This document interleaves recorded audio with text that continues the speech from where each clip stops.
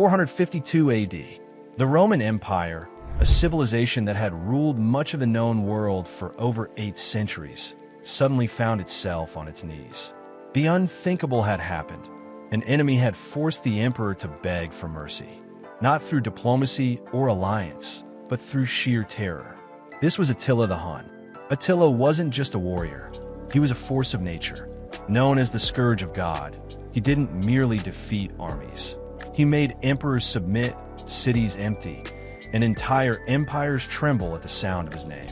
He demanded tribute, obedience, and respect, and even the mighty Rome, long accustomed to conquering others, had no choice but to comply.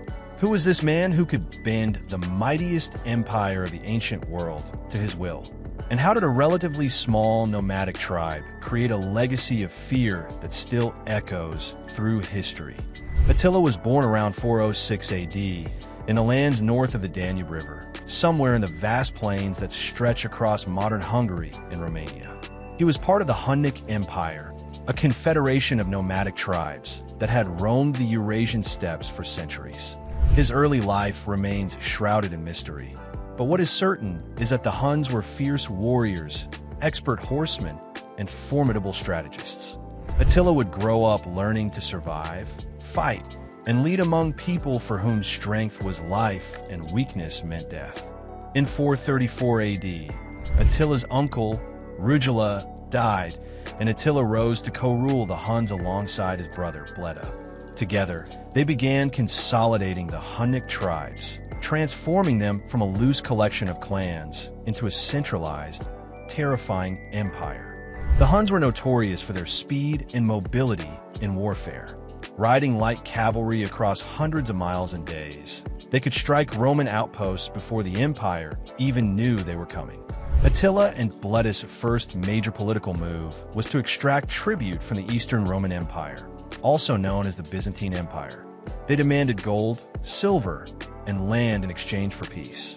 The Romans complied, realizing that resisting the Huns directly would be catastrophic. Attila quickly learned the power of negotiation backed by fear, a strategy he would use throughout his life. By 445 AD, Attila and Bleda had consolidated control over the Huns. Soon after, Bleda died under suspicious circumstances, possibly murdered by Attila. Now the sole ruler, Attila embarked on a campaign that would secure his reputation as one of history's most feared conquerors.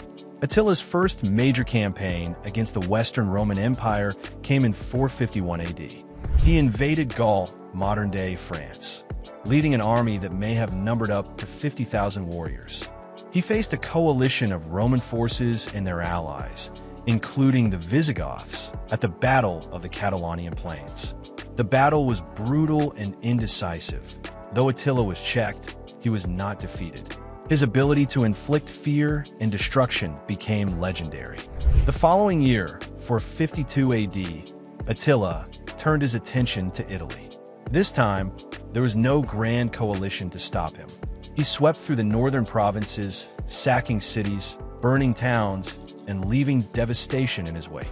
Cities that had stood for centuries fell, their inhabitants fleeing before the Hunnic advance. Historians report that even churches and sacred sites were not spared, illustrating the totality of his terror. Rome, weakened and terrified, sent envoys to negotiate. Among them was Pope Leo I, who traveled to meet Attila personally. According to historical accounts, the Pope persuaded Attila to turn back, though the exact details of their meeting remain debated. Some suggest Attila was impressed by the Pope's courage. Others argue that famine, disease, and the threat of a new plague forced him to retreat. Regardless, the outcome was clear. The mighty city of Rome had bowed, if only temporarily, to the Scourge of God. Attila's influence extended beyond mere conquest. In 449 AD, he forced the Eastern Roman Empire to sign a treaty that extracted enormous sums of gold, land concessions, and control over territories. His strategy was clear: use terror and strategic alliances to maintain dominance without the need for permanent occupation. Attila understood power not only as victory in battle, but as control over the minds of those he defeated. Despite his reputation as a ruthless warrior, Attila also demonstrated political acumen. He married strategically, forming alliances that strengthened his position. Notably, he demanded the marriage of Honoria, the sister of the Western Roman Emperor Valentinian III. This audacious move gave him a claim, though contested, to the imperial family itself, further humiliating Rome and cementing his dominance. Attila's personal life was as legendary as his military campaigns.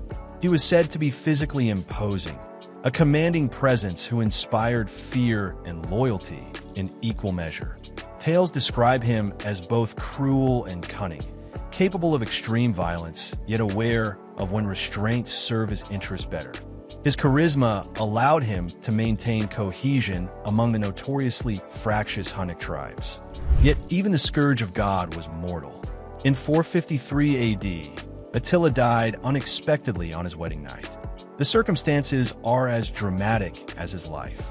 According to chroniclers, he suffered a severe nosebleed, possibly aggravated by heavy drinking, and choked in his sleep. His sudden death threw the Hunnic Empire into chaos, leading to rapid fragmentation as rival factions vied for power. The empire that had terrified Rome for decades dissolved within years, and Attila's conquests were gradually absorbed by emerging powers. Attila's legacy, however, endured. He left an indelible mark on European history. Cities and towns across Italy, Gaul, and the Danube Valley bear traces of the destruction he wrought. Roman military strategy evolved in response to the Hunnic threat, influencing warfare for generations. The image of the Huns as unstoppable raiders became ingrained in European consciousness, a symbol of fear and the fragility of even the greatest civilizations. Historians have debated Attila's morality and motivations. Was he a mere barbarian, driven by greed and violence? Or was he a shrewd leader, using calculated terror to achieve political objectives in a turbulent era? The truth likely lies somewhere in between. He was a product of his time, a nomadic leader facing the vast and complex Roman world, using every tool at his disposal to survive and dominate. Attila also changed the perception of Rome itself. An empire that had rarely begged or paid tribute for 800 years found itself negotiating with a single man who commanded the loyalty of a feared and disciplined army. He forced emperors to act humbly, to send gifts, and even to marry family members into his circle, demonstrating that military might and psychological dominance could equalize centuries of hierarchy and power. The myth of Attila, the Scourge of God, grew in the centuries after his death. Chroniclers often depicted him as a symbol of divine punishment, a personification of nature's fury or God's wrath sent to punish civilization for its sins.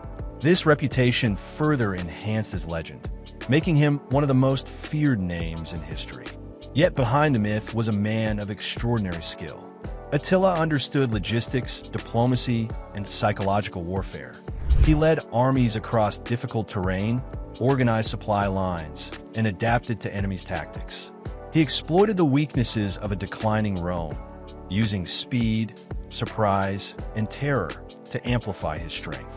Even today, Attila's life offers lessons in leadership, power, and the impact of fear. He reminds us that influence does not always come from moral authority or wealth, but sometimes from strategic vision and the ability to command respect and obedience. His story illustrates how one individual, backed by skill and charisma, can alter the course of history. Attila the Hun, the man who emptied cities, humiliated emperors, and carved an empire out of nomadic tribes, remains one of the most iconic figures of late antiquity. He was feared, respected, and immortalized, not through ideology or philosophy, but through the sheer force of his presence and ambition. In the end, his life is a testament to the power of determination, strategy, and vision. From the Danube plains to the gates of Rome, Attila reshaped the world, leaving behind a legacy that would echo in the annals of history for centuries. The Roman Empire may have survived, but it would never forget the man who made it beg. Attila the Hun, the Scourge of God, turned the most powerful civilization on Earth into his personal tribute payer. And his name alone, whispered across Europe, emptied cities and inspired both terror and awe. I'm happy when you comment. YouTube is happy when you share. The algorithm is happy when you subscribe. And the geniuses of history are happy when their story is finally told.